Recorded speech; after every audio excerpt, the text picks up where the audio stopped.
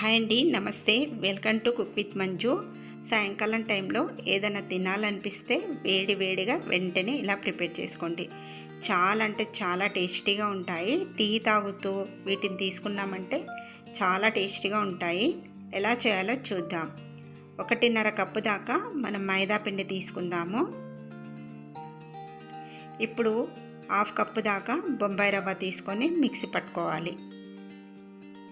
ఇలా బొంబాయి రవ్వను మిక్సీ పట్టుకొని మనం మైదా పిండిలో కలుపుకోవాలి. ఇలా కొంచెం బొంబాయి రవ్వ వేసుకొని చేసుకోవడం వల్ల మనం చేసుకునే స్నాక్ అనేది బాగా క్రిస్పీగా వస్తుంది. మంచిగా ఇలా కలిపేసుకోండి. కలుపుకున్న తర్వాత దీంట్లోకి కొంచెము వాము వేసుకోవాలి, అజ్వైన్. వాము ప్లేస్లో జీలకర్ర కూడా వేసుకోవచ్చు. డైజెషన్ కొరకు వేసుకోవాలండి. కొంచెం ఉప్పు వేసుకోండి. తర్వాత ఒక 1/2 కప్పు దాకా ఆయిల్ వేసుకోవాలి. ఇది కాచి చల్లార్చిన ఆయిల్ ఏమీ కాదు, నార్మల్ ఆయిలే. ఆయిల్ వేసుకొని ఈ పిండికి అంతా కూడా ఈ ఆయిల్ పట్టేటట్టు మంచిగా ఇలా కలిపేసుకోవాలి. పిండి అంతా మంచిగా కలుపుకున్న తర్వాత ముద్ద కట్టి చూడండి. ముద్దలా ఫామ్ అయిందంటే మనం వేసుకున్న ఆయిల్ సరిపోయినట్టు, లేదంటే ఇంకొంచెం ఆయిల్ వేసుకొని కలుపుకోవాలి. సో ఇలా కలుపుకున్న తర్వాత ఇప్పుడు ఇందులోకి మనం కొంచెం కొంచెంగా వాటర్ వేసుకుంటూ పిండిని కలుపుకోవాలి. పిండి అనేది మరీ గట్టిగా ఉండొద్దు, అలాగని సాఫ్ట్గా కూడా ఉండొద్దండి. కొంచెం సెమీ సాఫ్ట్గా ఉండేటట్టు మీరు మధ్యలో వాటర్ వేసుకుంటూ పిండి అనేది కలుపుకోవాలి. ఇక్కడ చూపిస్తున్నాను చూడండి, పిండి అనేది ఇలా ఉండాలి. ఇలా కలుపుకున్న తర్వాత పైన లేయర్ అనేది ఆరిపోకుండా మళ్ళీ ఒక 2 స్పూన్ల వరకు మనం ఆయిల్ వేసుకొని మంచిగా కలుపుకోవాలి. కలుపుకున్న తర్వాత దీనిపైన మూత పెట్టేసుకొని ఒక 15 నిమిషాలు పిండిని పక్కన పెట్టేసుకుందాం. ఇక్కడ ఇప్పుడు 1 కప్పు దాకా పుట్నాల పప్పు తీసుకోవాలి. ఈ స్నాక్ అనేది పుట్నాల పప్పుతో చేస్తే చాలా బాగుంటుంది. కొన్ని వెల్లుల్లిపాయలు వేసుకున్నాను, అలాగే కొంచెం జీలకర్ర వేసుకోవాలి. ఆ తర్వాత ఒక 3-4 ఎండుమిరపకాయలు వేసుకోండి. వేసుకున్న తర్వాత మిక్సీ పట్టుకోవాలి. ఇలా మిక్సీ పట్టుకున్నాం కదా, దీన్నంతా కూడా మనం ఒక బౌల్లోకి తీసేసుకుందాం. ఇలా బౌల్లోకి వేసి పెట్టుకోవాలి. ఇప్పుడు మళ్ళీ మిక్సీ జార్ తీసుకొని ఇందులోకి కొన్ని ధనియాలు, కొద్దిగా జీలకర్ర, కొద్దిగా సోంపు వేసుకోవాలి. వేసేసుకున్న తర్వాత మెత్తగా కాకుండా కొంచెం ఇలా కచ్చపక్కగా మిక్సీ పట్టుకోండి. తర్వాత ఒక 4 ఉల్లిపాయలు తీసుకొని ఇలా చిన్న చిన్న ముక్కలుగా కట్ చేసేసుకోవాలి. ఉల్లిపాయలను ఇలా కట్ చేసుకొని పక్కన పెట్టేసుకోండి. ఇప్పుడు కడాయి పెట్టేసుకొని ఆయిల్ వేసుకోవాలి. ఆయిల్ కొంచెం ఈటెక్కిన తర్వాత ఇప్పుడు ఇందులోకి మనం ముందుగా మిక్సీ పట్టుకొని పెట్టుకున్న మసాలా పౌడర్ వేసుకుందాం. మసాలా పౌడర్ వేసుకున్న తర్వాత ఒకసారి కలుపుకొని ఇందులో ఫ్రెష్గా దంచుకున్న అల్లం వెల్లుల్లి పేస్ట్ వేసుకోవాలి. వేసేసుకున్న తర్వాత మంచిగా కలుపుకోండి. ఇలా మంచిగా కలిపేసుకున్న తర్వాత ఇప్పుడు మనం ఇందులోకి కట్ చేసి పెట్టుకున్న ఉల్లిపాయ ముక్కలు వేసుకోవాలి. ఉల్లిపాయలు వేసేసుకున్న తర్వాత ఈ ఉల్లిపాయలను కాసేపు నూనెలో మగ్గించుకోవాలి. మసాలా కూడా ఉల్లిపాయకు పడుతుంది. ఇలా కాసేపు మగ్గించండి. ఇలా మగ్గిన తర్వాత ఇందులోకి 1 టీ స్పూన్ దాకా ఉప్పు వేసుకోవాలి. 1 టీ స్పూను చిల్లీ పౌడర్ వేసుకోండి. తర్వాత ఇందులోకి కొంచెం ఇంగువ, ఆ తర్వాత కొంచెం పసుపు వేసుకోవాలి. వేసేసుకున్న తర్వాత ఈ ఉల్లిపాయకు ఈ మసాలాలు పట్టేటట్టు మంచిగా కలుపుకోవాలి. ఇలా కాసేపు మనం ఫ్రై చేసుకున్న తర్వాత ఇందులోకి మనం మిక్సీ పట్టుకున్న పుట్నాల పప్పు పొడి వేసుకోవాలి. వేసేసుకున్న తర్వాత మంచిగా కలుపుకోవాలి. మసాలా అంతా కూడా ఈ పుట్నాల పప్పుకు పట్టేటట్టు మంచిగా కలుపుకోండి. ఇప్పుడు పొడి పొడిగా ఉంటుంది. ఇప్పుడు దీనిలోకి మనం లైట్గా కొంచెం వాటర్ అనేది ఇలా స్ప్రింకిల్ చేసుకోవాలి. జస్ట్ ఒక 2 టీ స్పూన్స్ అంత వాటర్ వేసుకుంటే సరిపోతుంది, ఎక్కువ వేయొద్దు. ఇలా మనం కలుపుతూ ఉంటే మసాలా మొత్తం మంచిగా పట్టి మనకు ముద్దలా వచ్చేస్తుంది. ఇక్కడ చూస్తున్నారు కదా, ఇలా రావాలి. మరీ ఎక్కువ వాటర్ వేయొద్దు. ఇలా మసాలా అంతా పట్టేటట్టు మంచిగా కలుపుకున్న తర్వాత దీన్ని దించేసి ఒక ప్లేట్లోకి వేసుకొని చల్లార్చుకోవాలి.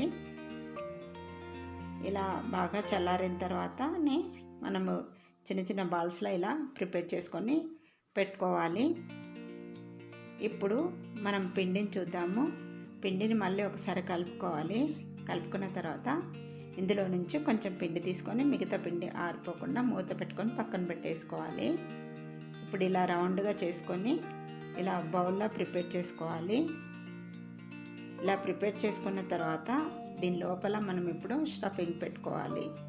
మరీ ఎక్కువగా కాకుండా మరీ తక్కువగా కాకుండా చూసుకొని పెట్టేసుకోవాలి. ఇలా పెట్టుకున్న తర్వాత ఈ చివర్లన్నీ కూడా ఇలా ఫోల్డ్ చేసుకోవాలి. ఇలా ఫోల్డ్ చేసేసుకున్న తర్వాత ఇప్పుడు మనం రౌండ్గా ఇలా చుట్టేసుకొని ఇలా చేయితోటి కొంచెం ఇలా ప్రెస్ చేసినట్టుగా చేసుకుంటే మనం లోపల స్టఫింగ్ పెట్టినాం కదా, అదంతా ఈవెన్గా వస్తుందన్నమాట. ఇలా చేసుకొని ఒక ప్లేట్లోకి పెట్టుకోండి. మిగతావన్నీ కూడా ఇలానే ప్రిపేర్ చేసుకుందాం. ఇలా బౌల్లో ప్రిపేర్ చేసుకొని మధ్యలో స్టవ్ పెట్టుకోవాలి. పెట్టుకొని ఈ చివర్లంతా ఇలా క్లోజ్ చేసేసుకోవాలి. మనం ఇవి ప్రిపేర్ చేస్తూ ఉండగానే మనము స్టవ్ పైన ఆయిల్ కూడా హీట్ చేసుకొని పెట్టేసుకోవాలి. ఆయిల్ అనేది ఎక్కువ హీట్లో ఉంచుకోవద్దనమాట, వేసిన వెంటనే మాడిపోతాయి. మీడియం హీట్లో ఆయిల్ను వేడి చేసుకొని పెట్టుకోవాలి. ఇక్కడ చూసారు కదా, అన్నీ కూడా ఇలా ప్రిపేర్ చేసుకొని పెట్టేసుకోండి.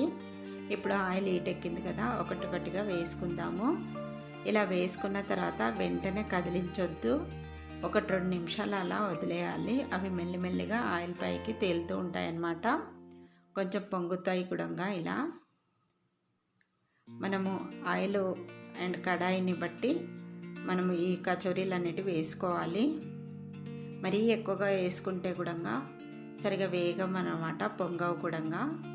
అందుకని మనము చూసుకొని వేసుకోవాలి. ఇలా కాసేపటికి మనం అటు ఇటు తిప్పుకోవాలి, వెంటనే తిప్పొద్దు. మెల్లిమెల్లిగా వేగుతాయి, ఇవి టైం తీసుకుంటాయి. చూస్తారు కదా, ఇలా మెల్లిమెల్లిగా మనం పొంగుతూ ఉన్నాయి కదా, వీటిపై నుంచి కొంచెం ఆయిల్ అనేది ఇలా వేస్తూ ఉండాలి. ఇప్పుడు కొంచెం ఇలా లైట్ బ్రౌన్ కలర్లోకి మారిన తర్వాత వీటిని మనం ఇటువైపు తిప్పేసుకోవాలి. ఇటువైపు తిప్పేసుకున్న తర్వాత 2 వైపులా కూడా బాగా క్రిస్పీగా అయ్యేంత వరకు కూడా వేపుకోవాలి. వేపుకునేటప్పుడు ఫ్లేమ్ను మీడియం ఫ్లేమ్లోనే పెట్టుకొని వేపుకోవాలి. ఇక్కడ చూస్తున్నారు కదా, మంచిగా ఇలా గోల్డెన్ బ్రౌన్ కలర్ రావాలి. ఇప్పుడు ఇవి రెడీ అయిపోయినవి. ఇలా కాసేపు ఒడిచి పట్టుకుంటే ఆయిల్ అంతా దిగిపోతుంది. ఇప్పుడు వీటిని తీసి టిష్యూ పేపర్లోకి వేసుకుందాం.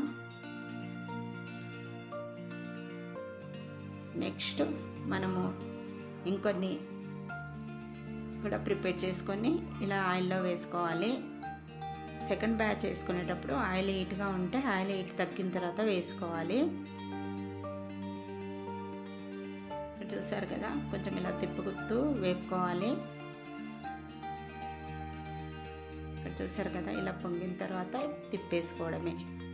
చాలా చాలా క్రిస్పీగా ఉంటాయి, చాలా టేస్టీగా ఉంటాయి. శనగపిండితో కాకుండా ఒకసారి ఇలా పుట్నాల పప్పుతో చేసి చూడండి, రుచి చాలా అంటే చాలా బాగుంటాయి. చూసారు కదా, ఇట్లా వేగాలన్నమాట.